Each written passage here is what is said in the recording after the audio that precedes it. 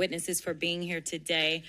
I've sat and I've listened, and what my colleague, Mr. Krishnamurthy, just talked about was just blatant racism.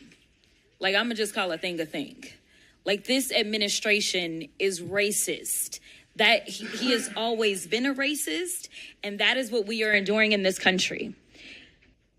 Let me give you some facts behind this racism. And they get mad when I say the things that I say, but I will not stop speaking the truth. Number one, I said that what we were experiencing in this country felt like what I would imagine slave patrols to look like. And frankly, anybody that knows anything about slave patrols, this is exactly what it was like. We're talking about lawless people that are going around with no warrants or anything, and it's all about rounding people up and disappearing them. That is what's currently taking place. And interestingly enough, even though modern day policing was born out of slave patrols, when I was speaking with one of my friends who is a federal law enforcement officer, he told me that one of the things that he has observed is that the culture is created at the top.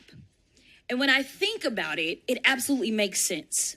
If you have somebody at the top that will not tolerate the types of things that we're seeing, then maybe those under you won't do it.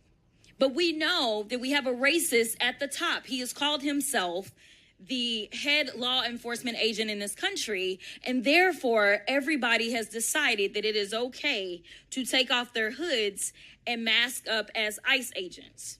Now, we've talked about how they have hidden themselves, but again, it reminds me of the Klan. That is why I proposed the Clear ID Act, to make them identify themselves, because it is dangerous for law enforcement as well as individuals, because you don't know, especially with ICE going around and doing the things that thugs do. They're busting out windows, they're breaking into homes, they're breaking people's arms. This doesn't sound like law enforcement. It sounds like thuggery to me. But just like you can have somebody at the top that sets the tone for ugliness going down, you guys are blessed, because in the city of Chicago, you have a mayor. You have a mayor that has decided that he will not back down. He will not bend to this administration, and instead he will stand up for the people. You have a man of valor that is going up against a villain, and I think that we have to make sure, especially while we're in his city, that we recognize his leadership, because it is invaluable. Now, some people think that this is all about Chicago, but I want people to understand that this cancer is infecting us everywhere, and if you don't think that it can come to your city, well, I've got news for you. You see, we've been talking about the cruel and unusual punishment that is in violation of the 8th Amendment that is being handed out. And honestly, it's a spit in the face of every American that we have an actual convicted felon that feels aggrieved to the extent that he feels like he's owed hundreds of millions of dollars when people are literally dying under our watch. Recently, I just sent a letter, it looks like on October 22nd, to Kristi Noem. And one of the things that I laid out is that we have seen the most detainee deaths in ICE custody in a single year in decades, with 20 deaths in the last 9 months compared to 24 deaths in the prior 4 years. Now, this week, we learned that an individual who went to the Dallas ICE field office for a routine visit, meaning that they were doing things the quote-unquote right way, they were detained. They knew that this individual had diabetes and required insulin every 2 hours. Despite ICE having been told this, the individual was denied access to their medication for 8 days, resulting in hospitalization. There are some that say that we are making America great. But to me, it doesn't feel like greatness. It feels like grossness. That's right. And in fact, I want to ask a few questions, and it doesn't matter who answers them. Is it great or gross to go into people's houses and drag them out in the middle of the night? Gross. Is it great or gross to make people afraid to do something as simple as go to school? Gross. Is it great or gross to make hard-working people say, I am too scared to show up to my job? Extremely gross. Thank you so much to each and every one of you for your courage. Thank you so much for showing up. And Miss O, I want to tell you that I understand that your mother is being detained in El Paso.